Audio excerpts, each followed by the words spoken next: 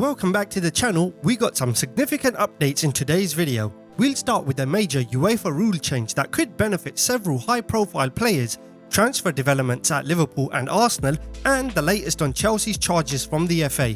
Let's dive straight into today's top stories. We start with breaking news from UEFA. The governing body has announced a significant Champions League rule change that offers fresh hope to several prominent players who were left out of their club's 25-man squads just days ago. Gabriel Jesus at Arsenal, Federico Chiesa at Liverpool, and Mathys Tel at Tottenham were among the high-profile names excluded from Champions League squads last week, facing the prospect of missing the entire league phase. The earliest opportunity for recall was previously the knockout stages in 2026. However, UEFA's new ruling allows clubs to register a temporary replacement if one of their outfield players suffers a long-term injury or illness. This emergency change can be made before matchday 6, which coincides with the end of the Conference League group stage. UEFA announced the decision in Albania on Thursday, stating it's designed to ensure fairness and protect players from being overworked amid increased fixture congestion. Previously, clubs had no flexibility when injuries accumulated, forcing them to manage with reduced squads. Thomas Frank's decision to omit £30 million signing Tel at Spurs drew criticism, with the youngster admitting the snub definitely hurt. Chiesa's exclusion from Liverpool's plans under Arne Slot were labelled cruel by supporters, while Mikel Arteta's choice to leave out Jesus raised questions at Arsenal. The rule change takes effect immediately and applies until the end of the Champions League stage. For Jesus, Chiesa and Tel, their European hopes may not be over just yet. Moving to transfer news, Liverpool face a significant challenge in their efforts to retain Ibrahima Konate beyond this season. Spanish reports suggest Real Madrid have reached an early agreement with the French defender. Konate is out of contract at Anfield next summer and is currently set to leave as a free agent. Real Madrid have become specialists in securing high-profile free transfers, having signed David Alba in 2021, Antonio Rudiger in 2022 and Kylian Mbappe in 2024 after their contracts expired. The Spanish giants also secured Trent Alexander-Arnold earlier this summer, paying Liverpool £8.7 million to release him early for the 2025 FIFA Club World Cup. According to Vichajes, there is an early agreement between Konate and Real Madrid on a deal potentially running until 2031.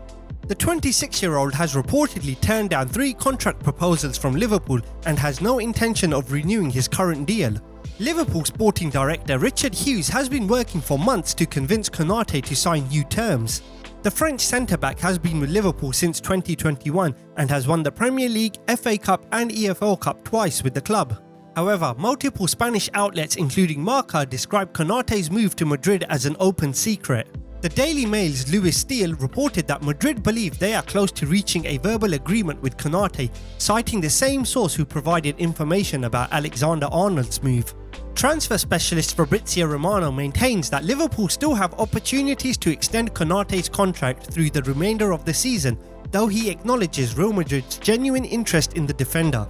Arsenal are taking proactive steps to secure William Saliba's long-term future amid growing interest from Real Madrid.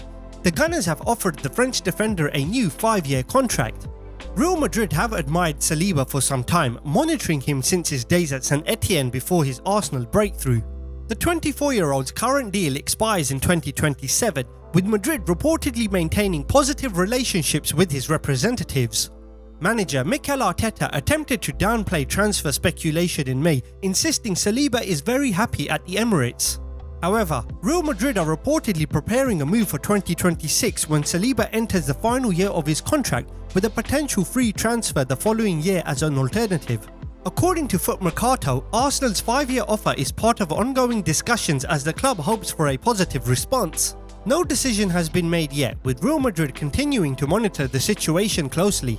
Losing Saliba would represent a devastating blow for Arsenal, given his status as one of the world's premier centre-backs.